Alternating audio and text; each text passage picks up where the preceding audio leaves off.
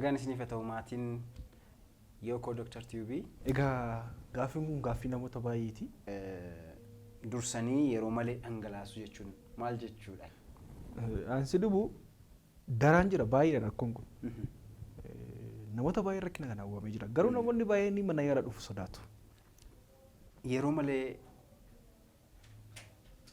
spermii dhangalaasuu kan jedhu irratti premature ejaculation kan jennu irratti xiyyeeffannaa egaa tokko gaditti yoo kanumti utuu jalqabin dhangalaasan jiru baay'een namoonni baay'een yaalli isaa hanga sadarkaa baqasanii yaalutti ga'uu danda'a baay'ee rakkoowwan garaa garaatu waan ta'eef garuu inni guddaan jalqaba maal gochuu qaba kan jedhuu fi wajjin akka isheetti yookaan immoo akka fiizikalii isheetti akka aaktii isheetti akka isheen itti rispoond gootutti dhaqanii namtichi psychological treatment argachuu qabu waan muuxannoo dhabu namni kamiyyuu rakkoo kanaaf saaxilamuu danda'a gara jalqaba irratti gaafa walqunnamtii saala yeroo walqunnamtii saala namni tokko miirri isaa immoo baay'ee ol ka'utti dhangalaasuu yookiin immoo spermii yeroo dhangalaasuu jira.